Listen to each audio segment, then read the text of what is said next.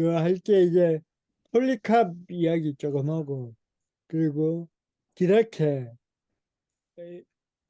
디라케라는 그 문서를 이야기하고, 그리고 난 다음에 우리 이번 학기에 어떤 걸 다뤘는지 잠시 그 살펴보고, 그래서 이번 학기에 마치고 이번 학기에 다루지 못했던 그 속사월 교부 문헌들은 다음 학기에 다루고, 그다음에 그런 문헌들이 끝나면은 이제 이게 남아있는 게 뭐냐면 바라 편지하고 이제 헤르바스 목자하고 디오 그레투스의 편지, 그리고 파피아스의 단편들, 이렇게 네 가지의 문헌이 남아있습니다. 오늘은 이제 그 나머지 폴리카의 이야기, 그리고 디렉트 이야기하면 네 가지의 문서가 남았습니다.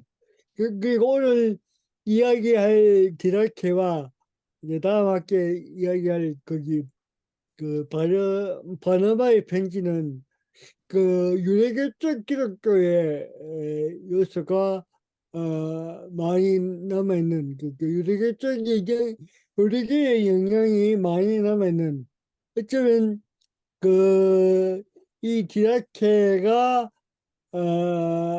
세워진 시리아의 아주 작은 시골 교회라 하는데, 그 시골 교회의 교회 구성원들이 대부분 유대인들이 아니었나. 그래서 그 디라케라는 그 책, 그 문헌에 그런 그 유대교적 요소가 강하게 내포되어 있지 않은가, 그런 걸 한번 오늘 살펴보고, 이때까지 우리가 다뤄왔던 클레멘트의 문헌들, 편지들, 그리고 그 이그나티우스 편지, 그리고 이런 편지와 또 다른 어떤 성격을 가지고 있는 게 바로 디라케의 문서입니다. 그래서 오늘은 먼저 폴리캅의 문서부터 한번 살펴보겠습니다. 폴리캅의 문서는 지금 두 가지가 있습니다.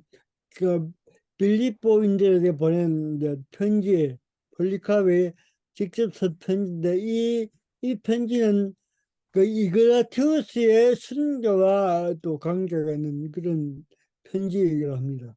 그리고 폴리캅의 또 순교 사화, 그 폴리캅이 어떻게 순교를 당했는가를 아주 상세하게 기록했는, 어떻게 보면 일종의 전기문학이라고 할 수 있죠.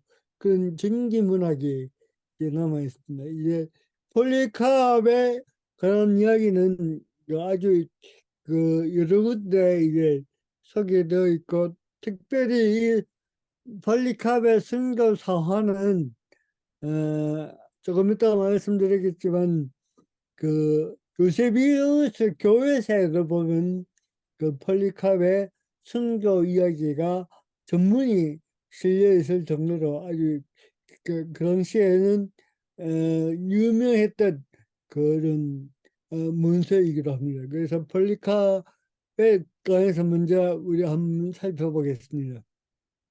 폴리캅에 관한 전기는 그의 제자 이르레우스가 쓴 이단을 반박한 세 권에 기록되어 있다. 이 기록을 유세비우스의 교회사에 다음과 같이 적고 있다. 폴리캅은 사도들의 가르침을 받았으며 그리스도를 친히 목격한 사람들과 친밀한 교제를 나누었고, 사도들에 의해 아시아 서머나 교회의 감독으로 임명되었다. 우리도 젊었을 때 그를 본 일이 있다. 그는 대단히 장수하였고 노년에 영광스럽고 훌륭한 순교를 하였다. 그는 항상 자신이 사도들로부터 배운 것, 교회가 전해준 것, 그리고 참되고 유일한 교리를 가르쳤다. 모든 교회가 이것을 증명하고 있으며 오늘날에 이르기까지 폴리갑의 후계자들, 그리고 발렌타인이나 마르시온 또는 그 외의 거짓 교사들보다 훨씬 믿음직하고 확실한 증인들도 이것을 증명해준다. 아니셰투스가 감독으로 있는 로마에 도착한 폴리갑은 앞서 말한 이단자들 중 많은 사람들을 하나님께 돌아오게 했으며 자신이 사도들로부터 받은 것, 즉 교회가 정해준 유일하고 참된 신앙을 전파했다. 폴리카은 거기 보시면 그 자료에 보시면 특히 요한의 그 제자로 그렇게 나오는 인물이기도 합니다.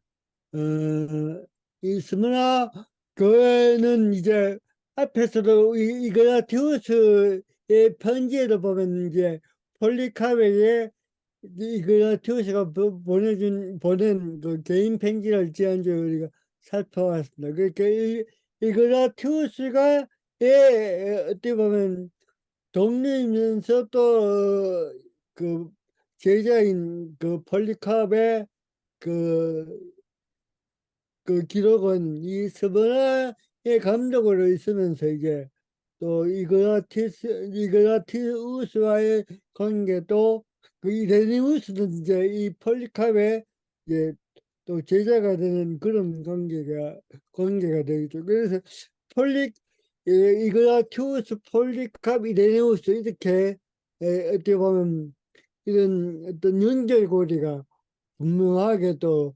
그이 그 속사도 교부를 시대에 그런 어떤 분명한 관계를 또 우리가 이런 그 문헌들을 통해서 또한 살펴볼 수가 있습니다. 폴리캅은 서머나 교회의 감독으로 40-60년 동안 사역했으며 86세 때 순교를 당했다. 이레니우스와 유세비우스에 의하면 폴리캅은 사도 요한을 알았으며 그로부터 사도 전통을 물려받았다고 주장한다. 폴리캅이 사역할 시기에는 로마 당국의 박해가 심하여졌고 영지주의가 발흥하고 있었다. 특히 그는 마르키온에 대한 반대로 유명하다. 그리고 그는 신약 성경의 형성에 깊이 관계한 인물이다. 빌립보인들에게 보낸 편지를 보면 바울 서신들을 많이 인용하고 있음을 볼 수 있다. 폴리캅은 아주 그 당시에는 장세했던 인물입니다. 그리고 그 이레네우스와 유세비우스는 어떻게 보면 폴리캅으로부터 큰 영향을 받았던 인물이기도 하고 그 특히 이제 이 폴리캅이 감독으로 서문화 교회에 있으면서 또 그 당시 지역 교회에 하나의 어떤 그 영향력을 끼칠 수 있는 그 인물로 그 활동할 수 있었던 것은 바로 이 폴리캅이 그 사도 요한을 알았다는 그런 어떤 그 이유 때문에 그 당시에 이제 그, 초기 교회의 공동체들에게 큰 영향력을 끼친 인물이 바로 이 폴리카베라고 그렇게 볼 수 있고 이 또 이제 살펴볼 빌립보인들에게 보낸 편지를 읽어보시면은 이 빌립보 교인들의 편지를 속에서 여러 성경 인용 구절이 많이 나오는데 그 성경 인용 구절이 대부분 이제 그 바울 서신들의 성경을 많이 인용하고 있습니다. 이 편지 속에. 그래서 바울 서신들이 이미 그 당시에 어떤 경전의 그 신약 성경의 어떤 경전으로서 널리 공인되어 있었다는 증거를 또 이 빌립보인들에게 보낸 편지를 통해서 우리가 추정할 수 있을 겁니다. 왜냐하면은 그 이 빌립보인들에게 보낸 편지 속에서 이 폴리캅이 여러 가지 이야기를 하는데 그 모든 이야기들의 어떤 뭐랄까요 그 어떤 기초적인 전제 또는 그걸 증명해 주는 어떤 근거로서 이제 어 바울 서신들의 대부분 바울 서신들의 그 인용을 하고 있는 것을 볼 수 있습니다. 그래서 이 폴리캅이 그 활동할 당시에 이미 바울 서신들은 어떻게 보면 신약 성경의 경전으로서 역할을 하고 있다. 그렇게 추정할 수가 있을 겁니다. 폴리캅이 편지를 쓴 시기는 이그나티우스가 로마로 압송되어 순교당한 즈음이다. 이 편지의 저작 시기를 이렇게 추정하는 이유는 이그나티우스와 그의 동료들에 대한 내용들이 편지 속에 있기 때문이다. 여러분들이 진정한 사랑의 대표들을 환영하였고, 여러분들에게 합당한 바대로 성도들을 위하여 적합한 쇠사슬에 매여 있는 사람들의 가는 길에 도왔으므로 나는 우리 주 예수 그리스도 안에서 여러분들과 함께 기뻐합니다. 쇠사슬은 하나님과 우리 주 예수 그리스도에 의해 참으로 선택된 그러한 사람들의 면류관입니다. 1.1 그러므로 나는 여러분 모두에게 애에 대한 교훈에 순종하고 여러분이 직접 축복받은 이그나티우스와 조시무스 누푸스 안에서뿐만 아니라 여러분들 가운데서 다른 사람들과 바울 자신과 사도들의 나머지 사람들에게 받은 것과 같이 무한 인내를 실천할 것을 촉합니다. 여기 이 이제 인용구소에서 이제 나오는 그 이그나티우스 여기에 그 1장 1절에 보시면 진정한 사랑의 대표를 하는 게 바로 이 이그나티우스 이den들을 그 이야기하는 거죠. 그래서 이 이그나티우스가 이제 로마로 압송돼서 순교 당할 즈음에 또 순교의 직후에 이 편지를 이제 빌립보 교인들에게 보내는 걸로 그렇게 추정하고 있습니다. 또한 이 편지의 특징은 위에서 언급한 것처럼 신약 성경의 여러 책들을 인용하고 있다는 점이다. 이런 사실이 말해주는 것은 폴리캅의 활동 당시 어느 정도 신약 성경이 형성되어 공식적으로 사용되고 있었음을 추정할 수 있는 근거라 할 수 있다.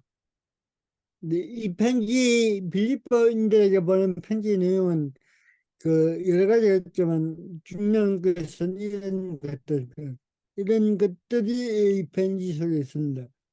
이 편지의 내용들 대부분은 교회의 생활을 강조하고 있음을 볼 수 있다. 그러나 모든 불의 탐욕, 돈에 대한 사랑, 욕설과 거짓 증언을 피하는 반면에 우리가 그의 뜻을 행하고 그의 명령을 따르고 그가 사랑하는 일들을 사랑한다면 죽은 자로부터 그를 살리신 분이 우리 역시 살리실 것입니다. 악을 악으로, 욕설을 욕설로 혹은 구타를 구타로 혹은 저주를 저주로 갚지 않고 2.2 또한 이 편지에서도 예수 그리스도의 성육신을 강조하고 있다. 예수 그리스도가 육체로 오신 것을 시인하지 않는 모든 사람은 적그리스도입니다. 십자가의 증거를 인정하지 않는 사람마다 마귀에게 속합니다. 주님의 말씀을 그들 자신의 죄악된 욕망에 적합하게 하려고 왜곡시키고 부활도 심판도 없다고 주장하는 사람마다 역시 그런 사람은 사단의 맏아들입니다. 7.1 그러므로 그리스도 예수이신 우리의 소망과 우리의 애의 보증을 확고부동하게 끊임없이 붙잡읍시다. 그는 나무에 달려 그 몸으로 우리의 죄를 담당하셨고 그는 죄를 범치 아니하시고 그 입에서는 아무 거짓도 발견되지 않았습니다. 대신에 우리가 그 안에 살도록 하려고 그는 우리를 위하여 모든 일들을 참으셨습니다.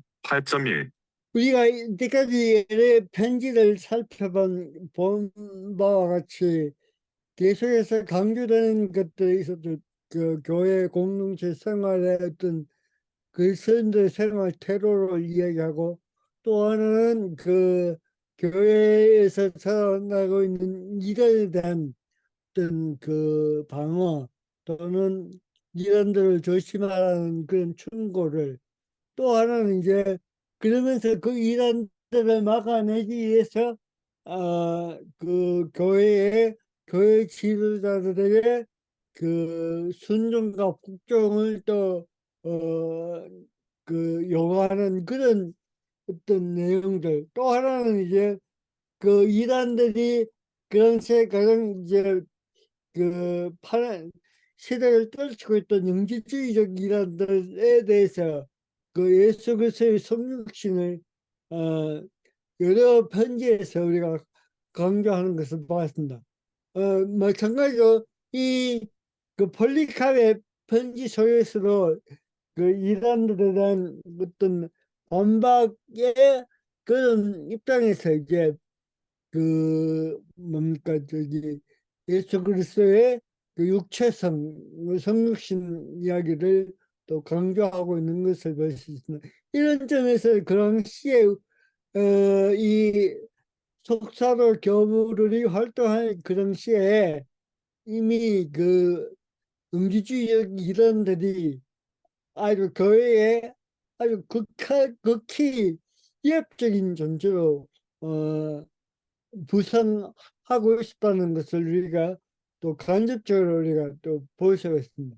그런 어떤 그 위협적인 그 이론에 맞서서 이제 항상 이 교부들이 외쳤던 것은 바로 예수 그리스도의 성육신을 외쳤고, 또 하나는 그런 이론들을 이제 방어하기 위해서는 교회의 중심은 곧 감독이 되어야 되고, 감독이 어, 그 있을 때, 감독이 어떻게 있을 때 모든 교회 사역이 이루어지기를 그렇게 강조하는 것을 여러 편지에서 우리가 읽었습니다.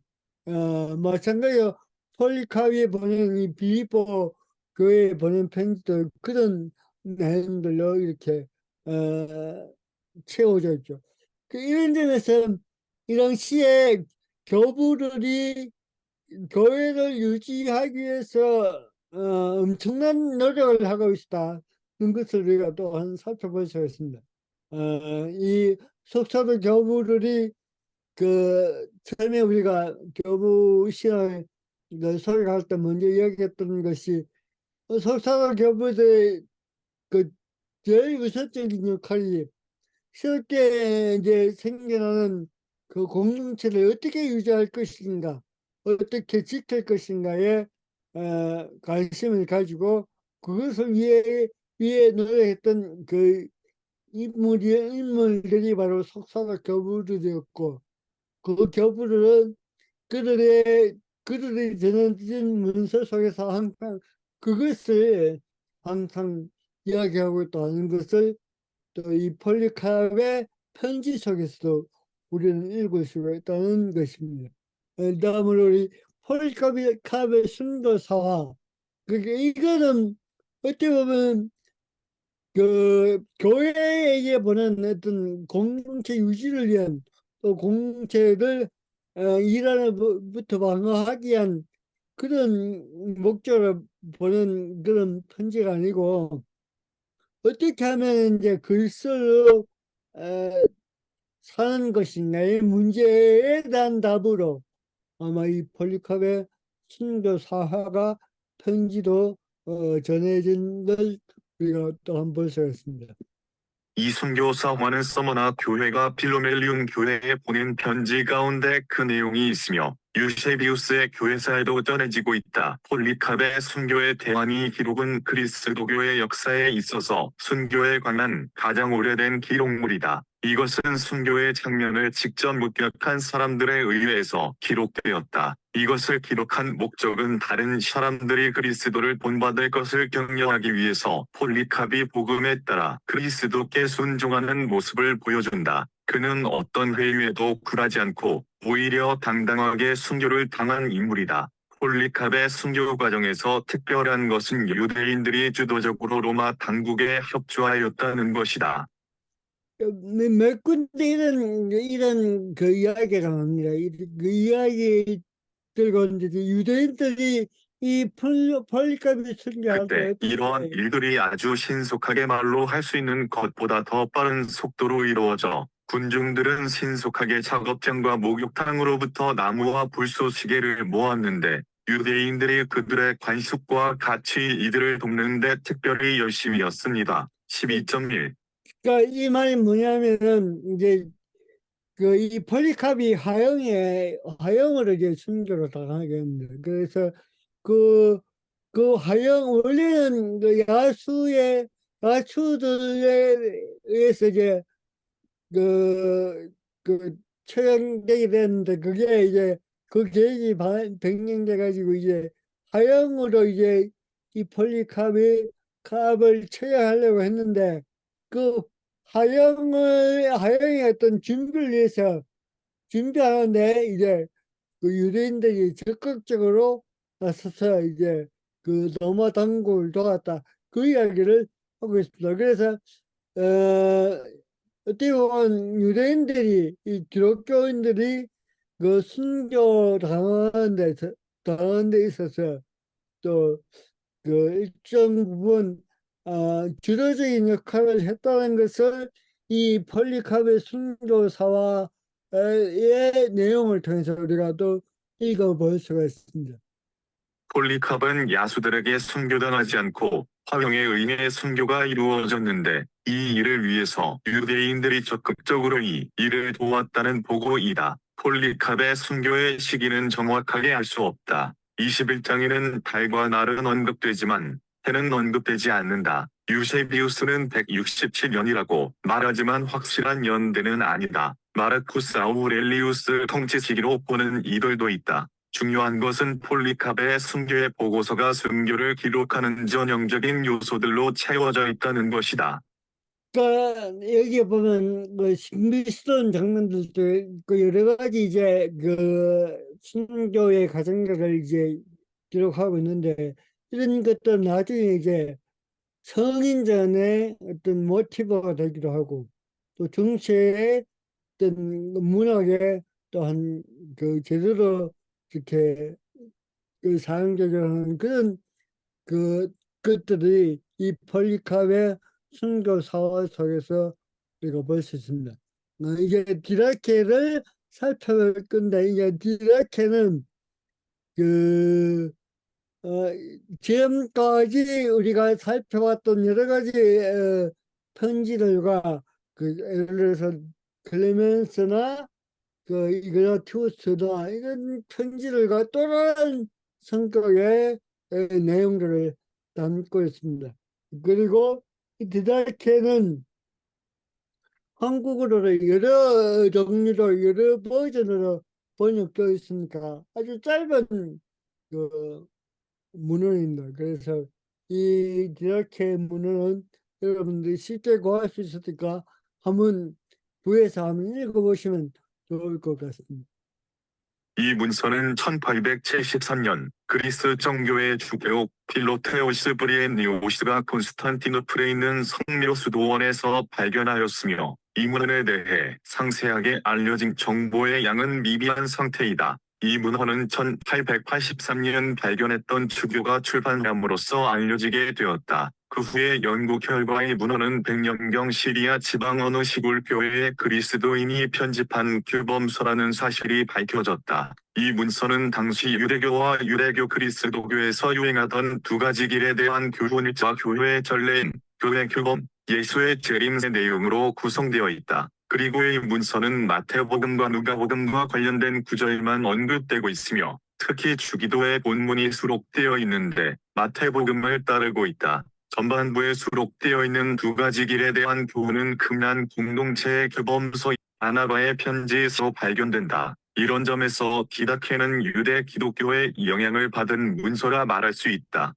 그 이 디다케가 또 중요한 이유는 그 우리가 잘 아는 그 줄기도 마태복음에 나오고 누가복음에 나오는데 그이 주기도문이 이제 그 수록되어 있는 그런 그 초기 문서들 가운데 하나가 바로 이 디다케라는 문서입니다. 그러니까 이 주기도문이 그 기록되어 있는 문헌이 세 가지죠. 이렇게 보면은 마태복음, 누가복음, 디다케.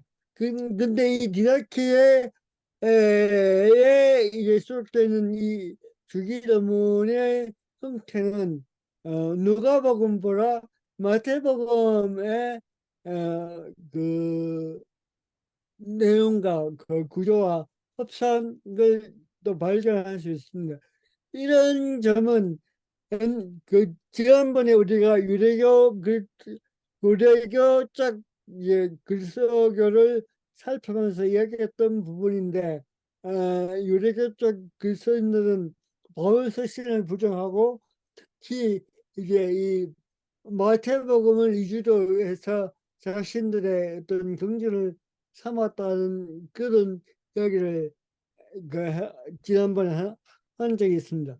아, 제가 이 니아케로 그렇게 마태복음에는 그 뭐랄까요, 그 주기도문을 또 기록하고 있고, 또 여러 인용한 성경 구절들이 바로 마태복음에서도 인용하고 있는 것을 볼 때에, 이제 또 그리고 여기에 그 1장에서 6장까지 있는 두 가지 어, 길에 대한 내용들은 쿰람문서나 이제 바나바 편지로 이제 이 윤리교적 문헌에 속하는데, 이런 것을 볼 때 이 디다케라는 이 문서는 그 그런 시에 어떤 윤리교적 기독교가 가지고 있었던 문서가 아니었겠느냐, 그렇게 우리는 또한 추정해 볼 수가 있습니다.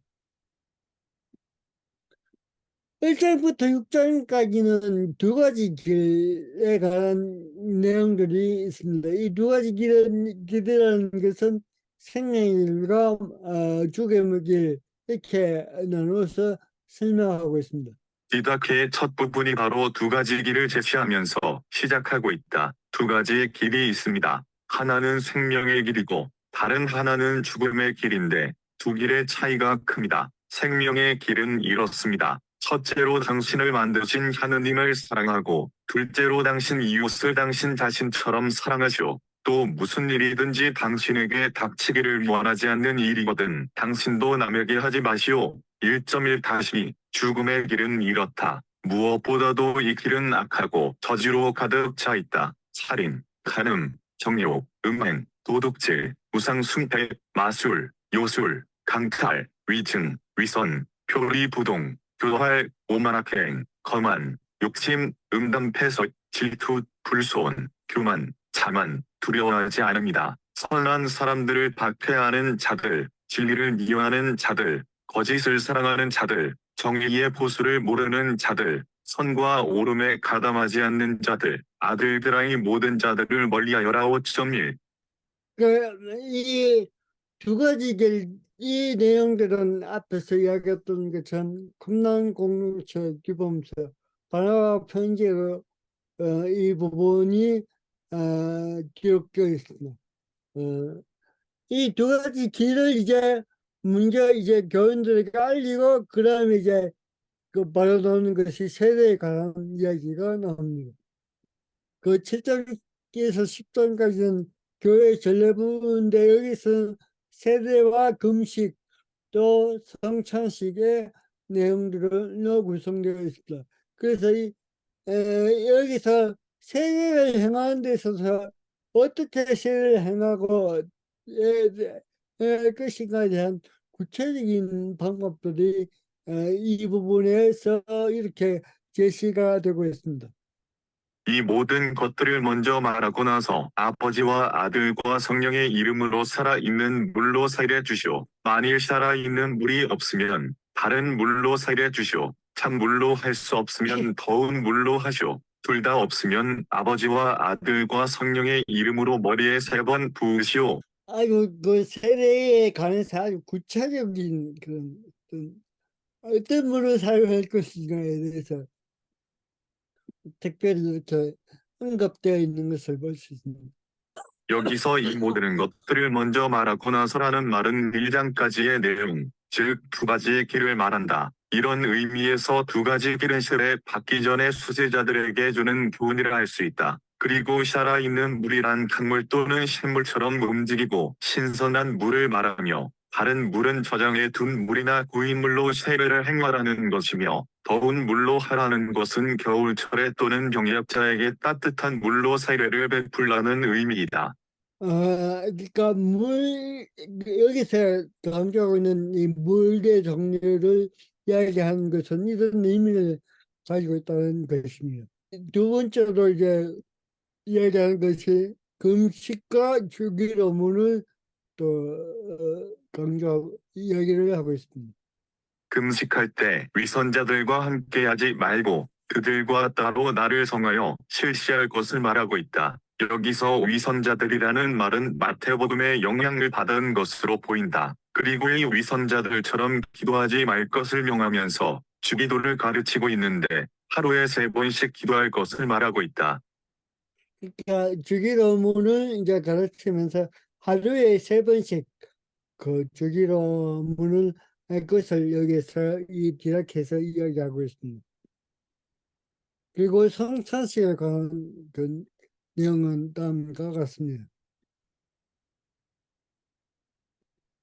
성찬식에서 3번의 감사 기도를 말하는데 잔을 받은 후 빵 조각을 나눈 후 예식이 끝난 후에 하는 감사 기도를 말한다. 그리고 세례 받지 않는 이들에게는 이 예식을 금하고 있다. 주님의 이름으로 세례를 받은 이들이 아니면 아무도 여러분의 감사례에서 먹지도 마시지도 말아야 합니다. 주님께서도 이것에 대해 이렇게 말씀하셨습니다. 거룩한 것을 그들에게 주시 마시오라고. 9.5 성찬식 3번의 감사 기도를 이야기하면서 세례받지 않은 이들에게 이 예식을 금하고 또 이 부분은 이제 그 앞으로 다음 학기에 아마 살펴볼 것인데 사도 전승이라는 그 또 철의 그 문헌에 보면 이제 그 당시에 세대자 교육을 어떻게 할 것인가에 대해서 상세하게 이제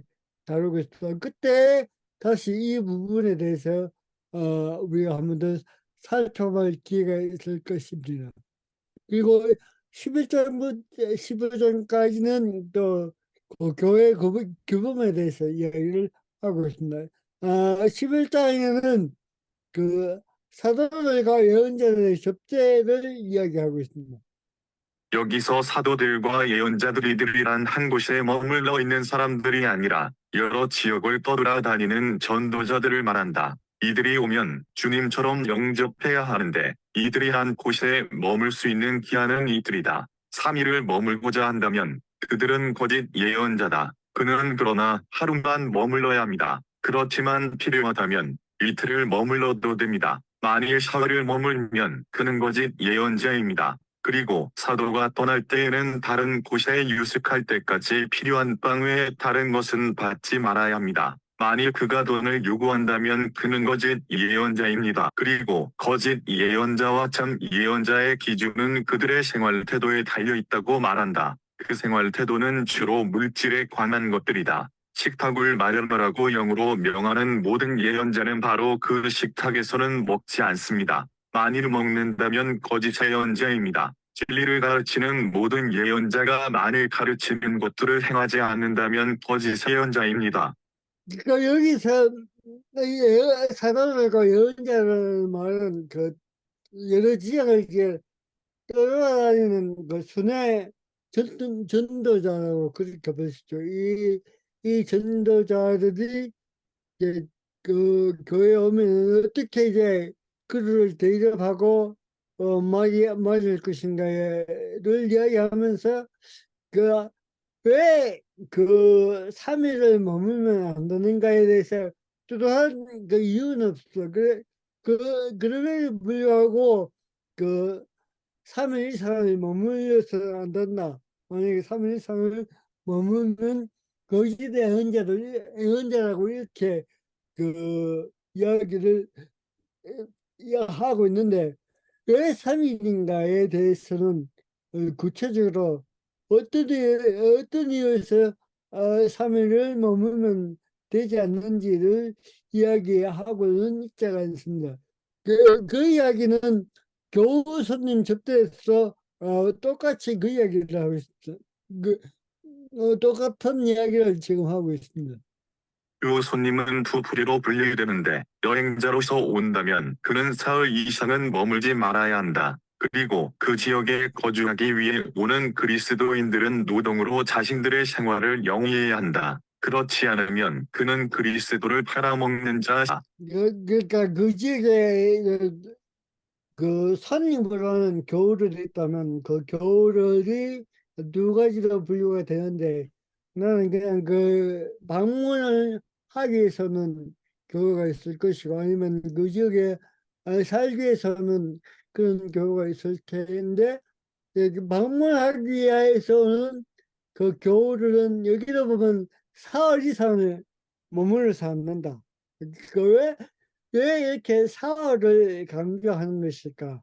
여기로 그, 왜 사흘을 머물러서, 사흘 이상 머물러서는 되지 않는지에 대한 그런 이유는 설명하고 있지 않습니다. 어쨌든 사흘이 기준이 되고 있습니다. 그리고 그 지역에 거주하기 위해서 오는 사람들은 그 노력을 해야 된다. 아니면 기술을 가르쳐서 그 자기 스스로가 아, 그 삶을 영위하시는 그런 조건을 갖춰야 된다는 이야기를 이야기를 하고 있습니다. 13장은 붙박이 예언자들과 교사들의 섬김을 이야기하고 있습니다. 11장에서 언급한 떠돌이 예언자들과 교사들이 머물고자 할 때 그들을 어떻게 섬겨야 하는지를 말하고 있다. 교우들은 만물을 그들에게 바치라고 명하고 있는데 왜냐하면 그들은 대제사장들이기 때문이다. 이것은 이스라엘의 전통에서 내려온 것이라고 볼 수 있다. 그러니까 떠돌이 예언자들과 교사들이 이제 그게 완전히 이제 그 정주를 한다면은 그들을 어떻게 보면 대제사장들처럼 그렇게 여기라고 그렇게 또 이야기를 하고 있다. 이런 점에서 그 11장에 그 또래리 그 전도자들과 이 그 13장의 이 그 법박이 그 예언자들도 교사들과 어떤 차이가 있는지에 관해서는 직접적인 그런 차이점을 끈 이야기하지 않고 어떻게 대할 것인가 또 어떤 그 예언자들과 서로를 거짓인가 참인가 그것만 이야기하고 이렇게 상세하게 그, 상세한 것들은 이 문헌에서 찾아볼 수가 없는 게 또 하나의 특징입니다.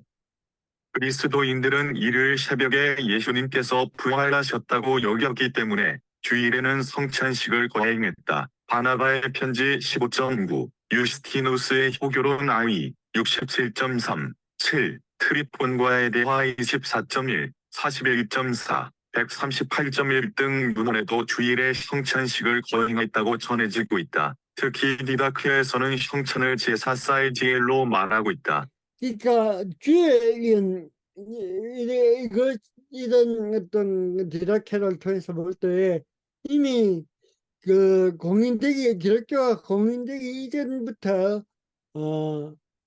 이 주일이 지켜지고 특히 이 주일에는 그 교회에서 성찬식을 행했다는 것이 하나의 또 전통으로 이제 행해졌다는 것을 또한 우리가 이 디다케라 문서를 통해서 볼 수 있고 또 하나는 이 디다케스는 성찬을 이제 제사로 말하고 있습니다. 이 부분이 조금 독특한 부분. 이 부분도 어떻게 보면 이제 그 유대교의 영향을 받았잖아. 그렇게 볼 수가 있는 부분입니다.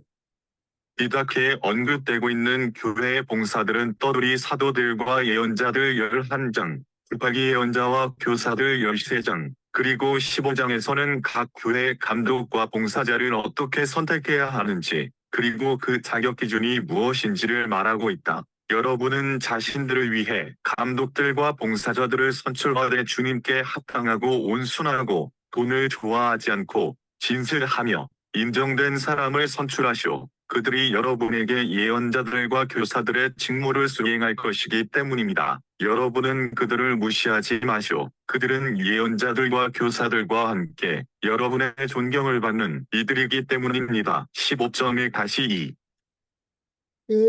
여기에서는 이제 교회 지도자들을 어떻게 선출할 것인가 또 그런 기준이 무엇인지를 이야기를 하고 있다.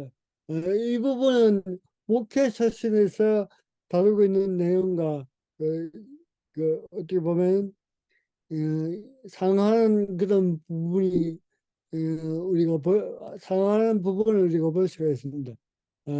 어쨌든 이 당시 디다케의 문헌 속에서의 어떤 교회의 어떤 그 지도자들은 이렇게 그 지역 교회에서 선출되어서 이제 그 봉사는 봉사자들도 감독들도 있었고 또 다른 그런 예언자들 또 사도들 또 교사들이 있었다.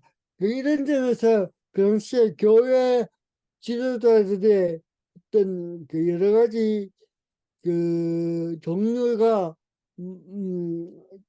많았다.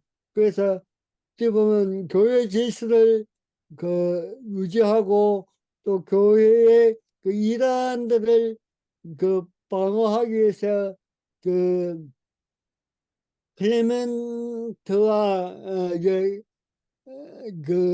이그나티우스 이런 교부들이 그 감독을 중심으로 해서 그 중심을 한 교회 사역을 강조하는 것을 볼 때에 이 당시에는 또 여러 그 교회의 그 지도자들이 어떻게 보면 우후죽순처럼 생겨나기로 했다는 것을 또 이 디다케라는 문헌서에서 우리가 또 볼 수가 있습니다. 그리고 16장에는 이제 주님의 재림에 대해서 이야기를 하고 있습니다.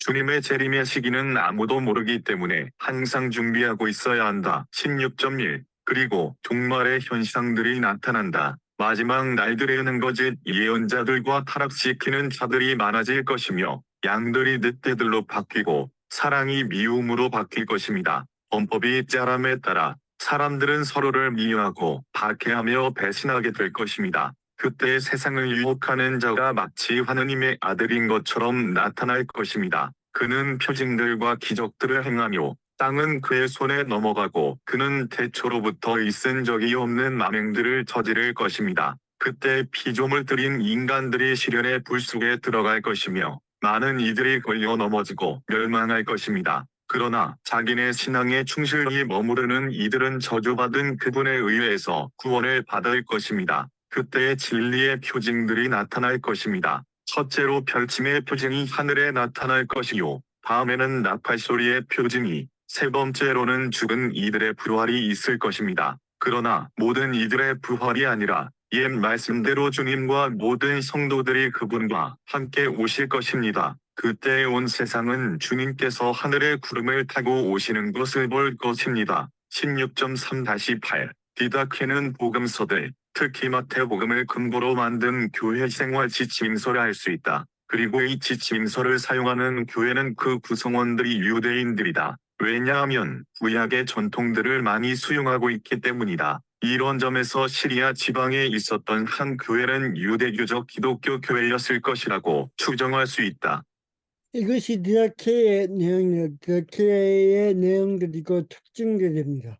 이 문서가 그 당시에 초기 교회에 또 하나의 어떤 중요한 문서로 사용되고 있다는 것이죠.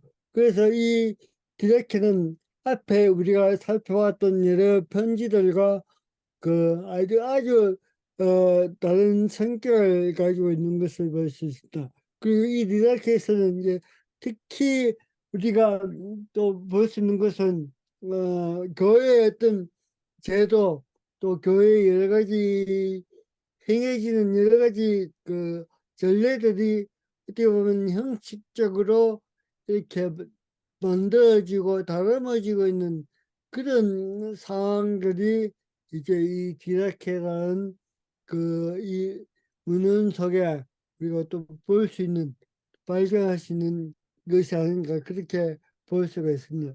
이런 점에서 이제 이 디다케가 또 초대교회의 어떤 그런 삶, 초대교회 형태를 또 연구할 수 있는 그런 기준한 자도로 지금도 여전히 그 역할을 하고 있는 것이 바로 이 디다케입니다. 그래서 이번 학기는 이 디다케의 문헌을 살펴보는 것을 마치고 다음 학기에 우리 이제 바나바의 편지를 또 이야기를 하고, 또 제가 이 준비하면서 여기에 미진한 부분들이 여러 가지가 많이 보입니다. 그래서 이 부분도 제가 보충해 가지고 아마 이 이번 학기에 또 모든 그 원고들을 다시 한번 제가 수정하고 보완해서 한번 다음 학기 시작할 때 한 번 더 이 그 자료를 같이 공유하게 하는 걸로 그렇게 하겠습니다. 오늘 이야기는 마치 이때까지 했던 그 잠시 한번 살펴보겠습니다. 그 우리가 첫 시간은 교부들의 기준을 그 네 가지를 이야기했습니다. 고대교회 활동했고 정통신앙의 노선을 유지했고 또 뛰어난 가르침 또그 사람의 어떤 삶의 거룩함이 입증될 수 있을 때 우리는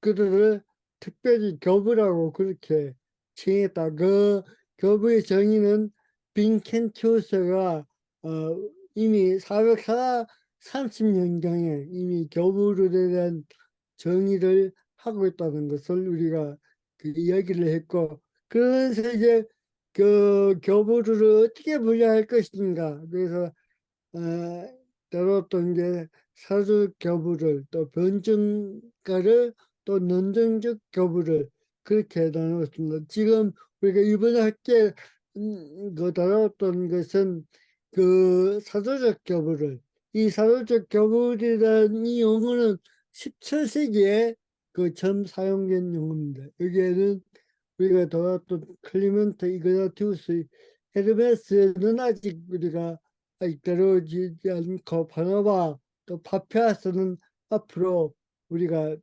또 다루어야 할 그런 그 내용들입니다.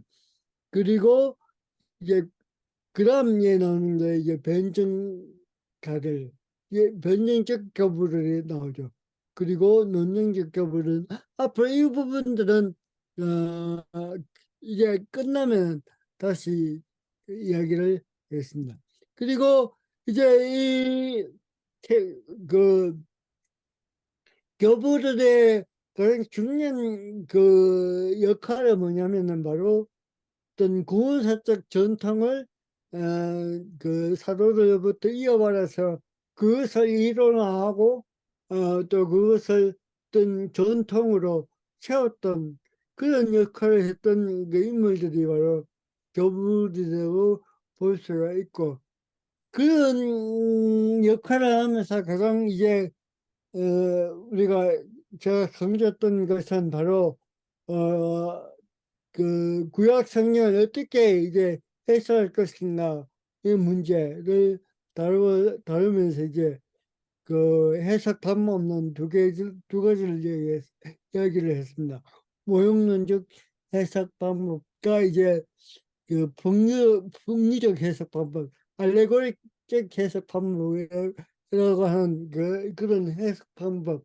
그래서 이 구원사적인 구원사적으로 해석하는 그 해석 방법은 바로 모형론적 해석 방법이라 이야기했고, 알레고리적 해석 방법은 바로 그 당시에 헬라 철학에서 유행했던 해석 방법이었고, 또 이 해석 방법의 목적은 어떤 윤리적인 그 실천을 또 목표로 하고 있다. 그래서 우리가 그 교불이나 그 초대교회 신학 또는 중세교회 신학에 있어서 구원사적인 문제를 우리가 짚으려면 그 교부들과 그 교회 지도지 어떤 해석 방법을 가지고 또 성서를 해석하고 있는가, 이 부분을 우리가 또 살펴봐야 된다는 그 이야기를 했던 했던 것입니다.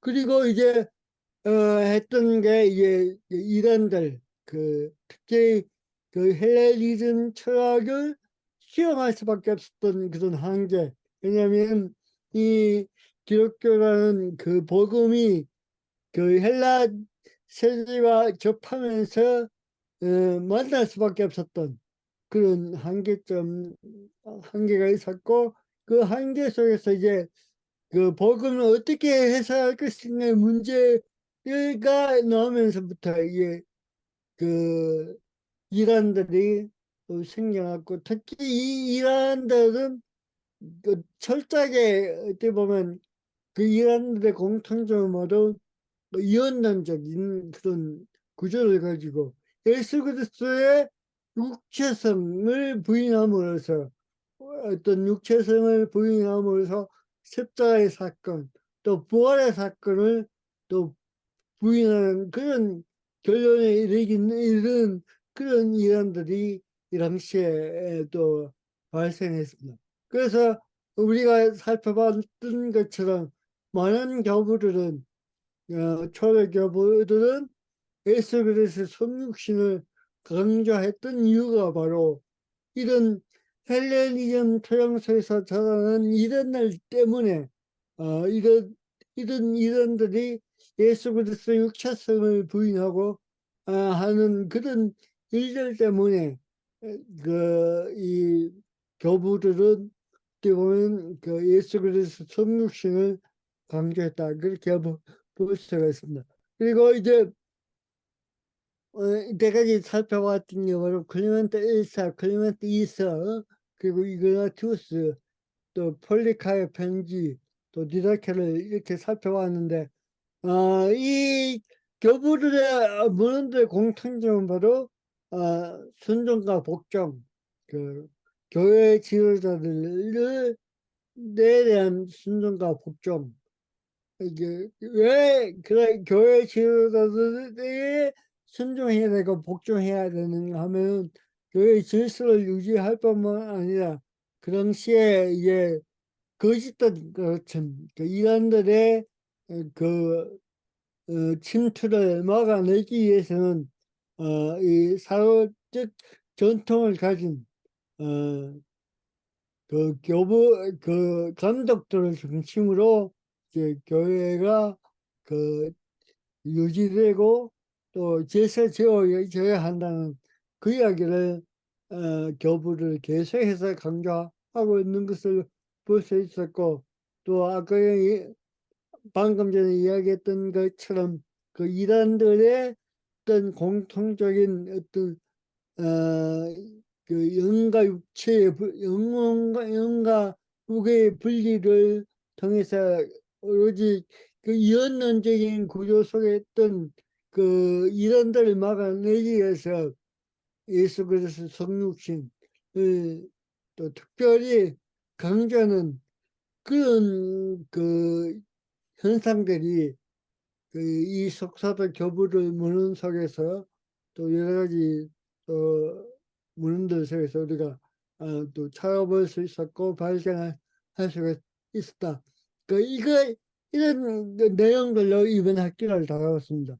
다음 학기로 이런 내용들을 가지고 나머지 속사도 교부 문헌들 살펴보고 이제 속사도 교부들의 신학을 또 그때 가서 하면 다시 한번 정리해보고 미진한 부분 그 당시 그때 또 보충해서 여러분들과 함께 나누고자 합니다. 오늘 이야기는 여기까지 하겠습니다. 혹시 뭐 이번 학기에 우리 아까 참여해서 이야기하고 싶은 것 있으면 이야기해 주십시오.